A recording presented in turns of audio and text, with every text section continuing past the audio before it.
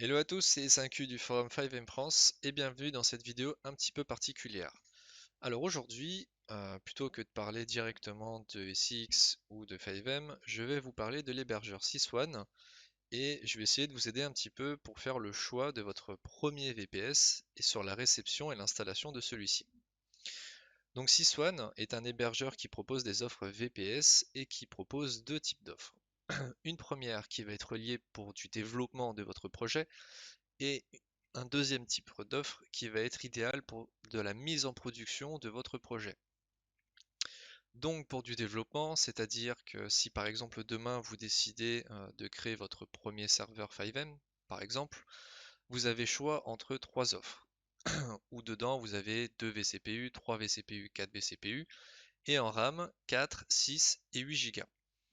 Pour de la production, vous avez des offres un peu plus performantes, parce que du coup, vu qu'on passe en production, on va chercher plus de la stabilité et de la performance. Donc vous avez plus de vCPU et plus de RAM et plus de stockage. Sachant que les premières offres sont en HDD SAS, donc on va se rapprocher de performance d'un SSD. Et les offres en SSD, c'est du SSD SAS qui vont se rapprocher de performance de NVMe, donc qui sont de très bons disques. Donc typiquement, si demain vous et un ami ou plusieurs amis vous décidez de lancer votre premier serveur 5M, je vous conseille de vous tourner vers une offre de développement. C'est-à-dire que ces petits VPS vont vous servir à développer, à découvrir l'univers de 5M et de GTA V. Et ces offres-là sont faites pour un petit peu tout casser, recommencer.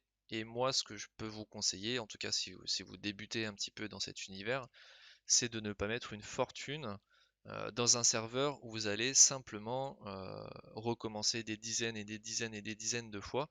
On n'a pas besoin d'avoir énormément de puissance parce que nous, on va être là pour débuter notre serveur, pour installer des ressources, pour les enlever, pour se connecter, pour se déconnecter, relancer notre serveur 50 fois par jour. On n'a pas besoin d'avoir une machine extraordinaire.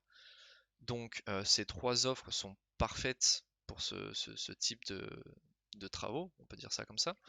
Si par contre, au bout de quelques temps, vous sentez que votre projet aboutit et que vous voulez vraiment ouvrir votre serveur à la communauté et avoir de la charge, par contre, il va falloir passer sur une offre de production où là, les performances sont beaucoup plus accrues, qui vont vous permettre de pouvoir absorber la charge des joueurs qui vont se connecter.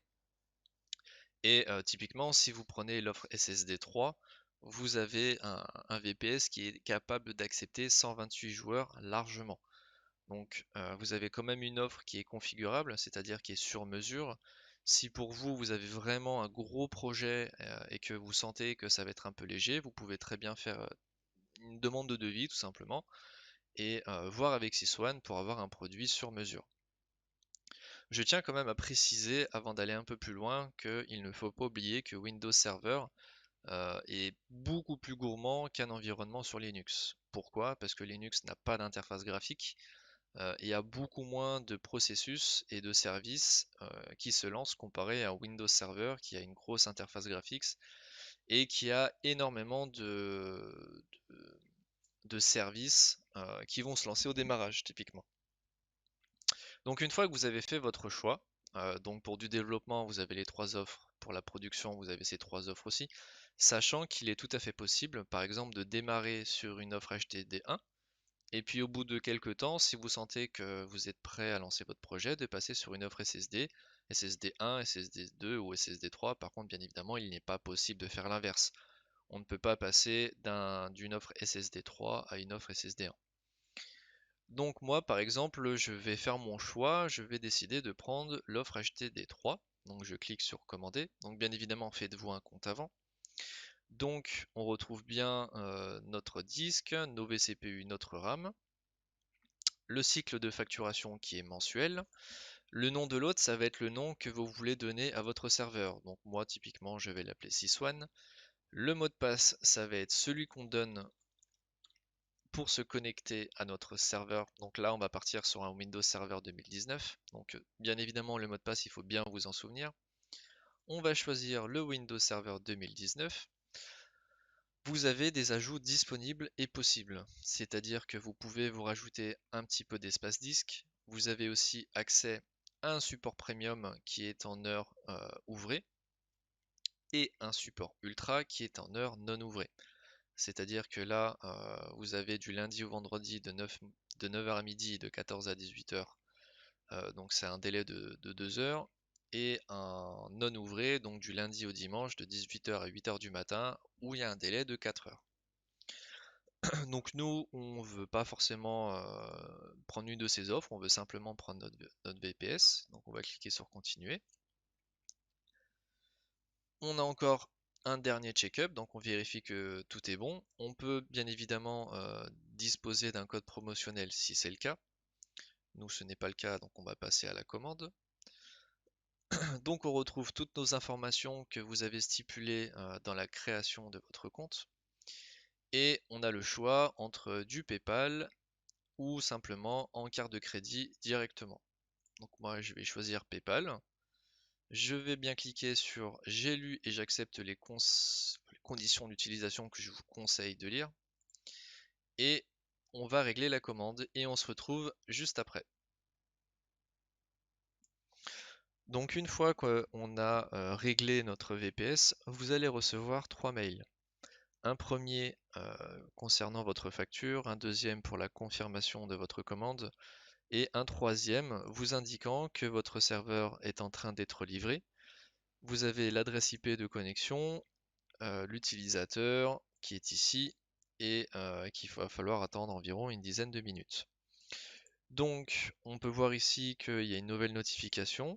On a bien notre service qui est apparu dans notre panel et celui-ci est en train de s'installer tout seul. On n'a rien besoin de faire. Si jamais vous êtes un petit peu curieux, vous avez simplement besoin de cliquer sur console KVM et vous pouvez voir que votre Windows Server est en train de s'installer automatiquement. Donc ce que je vous propose, c'est qu'on se retrouve à la fin de l'installation de celui-ci. De retour après l'installation de notre serveur, celui-ci est en train de redémarrer et nous allons pouvoir nous connecter directement à celui-ci. Donc on retourne sur notre mail de livraison. On peut voir que nous avons cette adresse IP. Hop, donc on va la mettre dans la connexion de bureau à distance. Le login, ça va être, et ce sera toujours pour Windows Server, de l'administrateur.